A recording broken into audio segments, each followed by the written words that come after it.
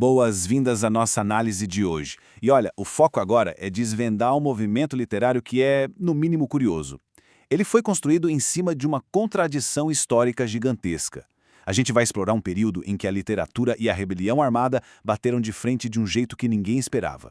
O nosso tema central é o arcadismo no Brasil, aquele momento absolutamente tenso em que a caneta e a espada andaram de mãos dadas.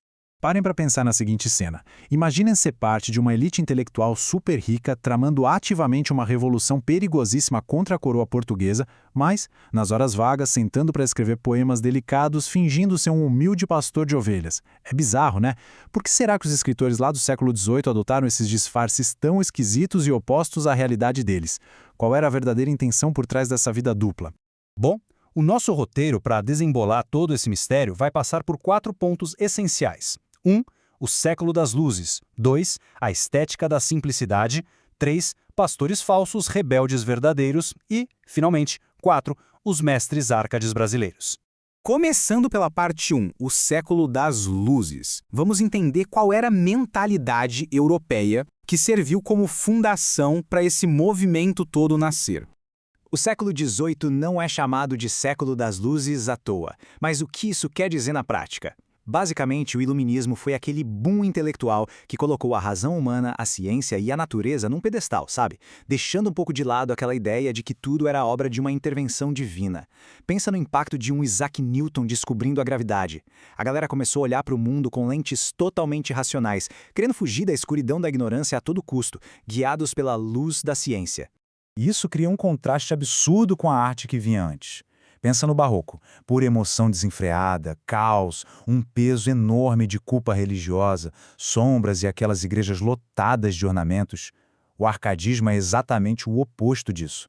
Eles queriam razão, ordem, aquele equilíbrio clássico dos gregos, sabe? Muita luz, muita clareza e simplicidade. A arte precisava urgentemente espelhar essa nova mente super-racional da sociedade. E é aí que entramos na parte 2, a estética da simplicidade. Porque, olha, fazer parte desse novo clube literário não era só ter a intenção de escrever fácil, não. Tinha um manual de regras bem rígido. Para começar, o nome arcadismo vem das famosas Árcadias. O que eram elas? Eram academias literárias exclusivíssimas que pegaram emprestado o nome de uma montanha, lá da mitologia grega, onde, supostamente, os pastores viviam na mais perfeita harmonia. E aí vem a parte irônica. Para entrar nessas academias, esses burgueses riquíssimos precisavam adotar pseudônimos. Era quase como criar um perfil falso hoje em dia, só que fingindo ser um pastor rústico. É isso que a gente chama de bucolismo, essa idealização romântica e extrema de uma vidinha simples no campo, bem longe da confusão das cidades. E a cartilha deles era cheia de expressões em latim. Pensem nessas frases como se fossem as hashtags bombadas do século XVIII. A gente tem o fugere urbam, que é a vontade desesperada de fugir da cidade. O famoso carpe diem, o convite para aproveitar o dia, já que a vida passa voando. Locus amoenos, a busca incessante por um lugarzinho agradável na natureza, um verdadeiro refúgio. Inutilia truncat, que é cortar sem dó tudo que é inútil, os exageros do passado. E a aurea mediocritas, a ideia de que o ideal mesmo é ter um equilíbrio de ouro, uma vida mediana, simples e sem ostentação. É fascinante notar como isso era, no fundo, o desejo de uma burguesia já esgotada do burnout urbano. Vamos pular para a parte 3, pastores falsos, rebeldes verdadeiros. Porque por trás de toda essa historinha pacífica de ovelhas e campos de flores, o cenário real no Brasil colonial era um verdadeiro barril de pólvora. A gente precisa lembrar que a estrutura do Brasil tinha dado um cavalo de pau. O centro econômico saiu lá do Nordeste e foi direto para as montanhas de Minas Gerais. Por qual motivo? O ciclo do ouro, riqueza extrema. Só que, onde tem ouro, tem a coroa portuguesa cobrando impostos absurdos, sendo a derrama o mais implacável deles. Essa pressão econômica insuportável acendeu a faísca para uma das maiores rebeliões políticas contra Portugal, a Inconfidência Mineira. E aí a ficha cai. A suprema ironia é esta. Aqueles poetas árcades não tinham absolutamente nada de pastores. Longe disso. Eles eram advogados influentes, donos de minas, grandes burgueses. A elite da elite. Eles estavam literalmente conspirando para derrubar o governo. Mas o pulo do gato é que esses intelectuais usaram a estética fofa e inofensiva da poesia como um escudo genialmente arquitetado, mascarando o fato de que eram revolucionários radicais lutando por poder. O que nos leva diretamente à parte 4, os mestres árcades brasileiros. Vamos conhecer as figuras históricas que dominaram, sob um risco gigantesco, essa arte da vida dupla. A gente tem nomes fortíssimos nessa lista e, claro, os seus indispensáveis pseudônimos clássicos. Cláudio Manuel da Costa, que usava a identidade de Glouceste Saturnio. O famoso Tomás Antônio Gonzaga, que era o pastor Dirceu. E ainda, Basílio da Gama e Frei Santa Rita Durão. Essa galera rica participava ativamente das reuniões secretas da rebelião. E olha só a diferença brutal. Enquanto Tiradentes, que era de origem mais humilde, foi executado publicamente, grande parte desse elite intelectual enfrentou fins diferentes. Muitos pegaram prisões obscuras, exílio amargo na África ou sofreram assassinatos maquiados de suicídio. A arte era leve, mas o preço que pagaram na vida real foi pesadíssimo. 1768. É bom gravar esse ano. Esse é o divisor de águas absoluto, porque foi quando Cláudio Manuel da Costa publicou o livro Obras Poéticas.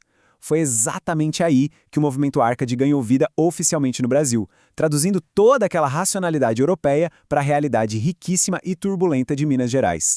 Mas se tem uma obra que é a cara do arcadismo, é o fenômeno Marília de Dirceu, concebido pela mente do Tomás Antônio Gonzaga. Ele usou o disfarce de Dirceu para cortejar a jovem Maria Doroteia na vida real. A genialidade do negócio está na divisão dolorosa do livro. A primeira parte transborda romance, otimismo, uma luz incrível. A segunda parte foi escrita enquanto ele definhava na cadeia por traição ao governo. O tom sofre uma mutação brutal do sol radiante do campo para a melancolia e o desespero absoluto do cárcere.